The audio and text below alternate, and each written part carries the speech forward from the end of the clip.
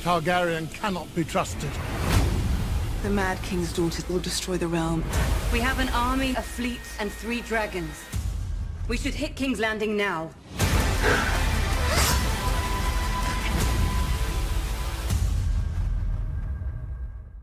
What's going on, guys? Carmine here, and in this video we'll be taking a look at the preview for episode 2 of season 7. Naturally, my episode review will be out Monday, July 17th, with a Q&A to follow on the 18th. I want to watch the episode at least one more time before I can give you my full thoughts on it. But so far, I can safely say one thing.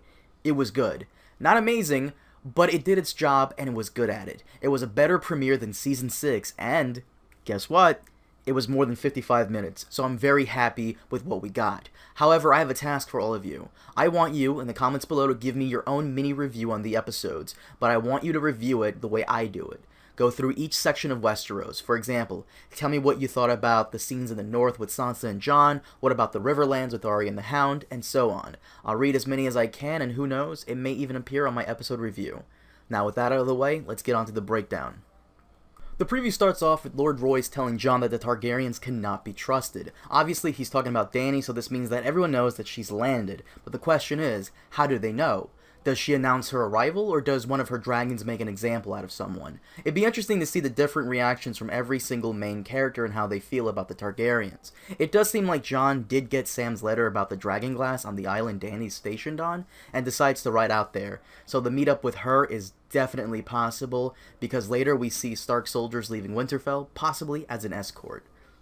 Next, we also have Cersei reacting to Dany's arrival, and it looks like she's talking to those at court about how Dany will destroy the realm. Cersei may not be wrong here. Many believe that Dany does have her own madness, and that isn't a strange thing to say. The Mad King wasn't always mad, so who knows. Dany may be fine today, but tomorrow she'll be feeding innocent men to her dragons. Oh, wait a minute, she already did that in season 5. Not only that, but I do hope Cersei blames the wildfire attack on Dany and her dragons, because that would be a little clever play on Cersei's part, but we'll have to see how they play against each other next episode.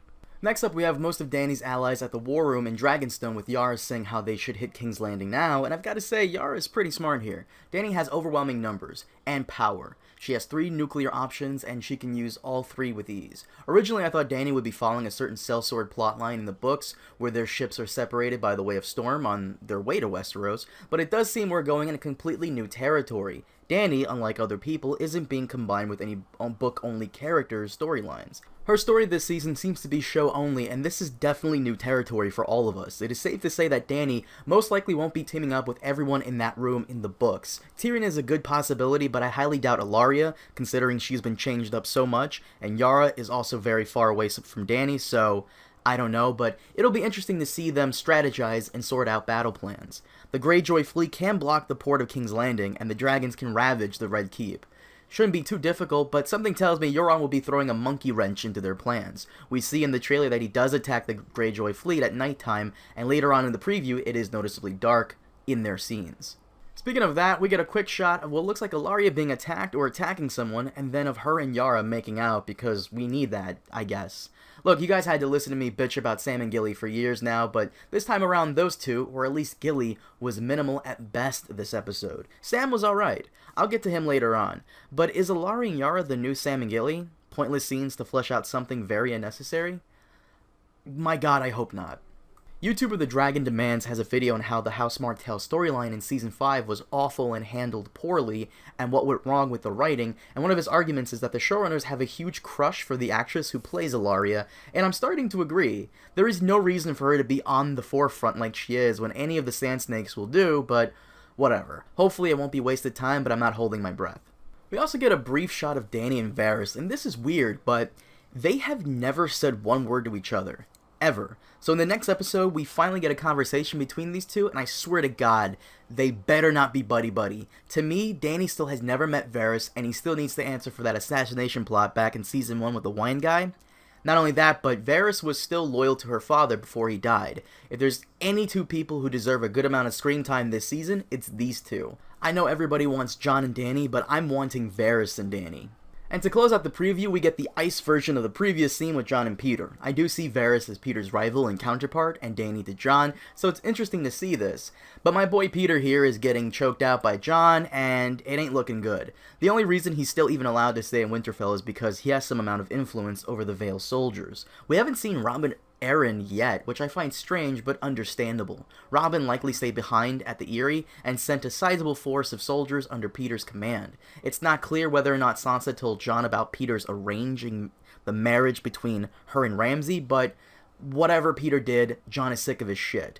Normally Peter is my favorite character, but keep in mind that he is, in the books, much smarter and rarely, if at all, makes errors in anything he does. It really does seem like Peter is wearing out his welcome, which I hope isn't the case. I do understand that in order for Sansa to grow as a character, she needs to, quote-unquote, defeat Peter, but I just don't want him to go down like a bitch. He is the mastermind of many of the insane things that has happened so far in the series, but we'll have to see.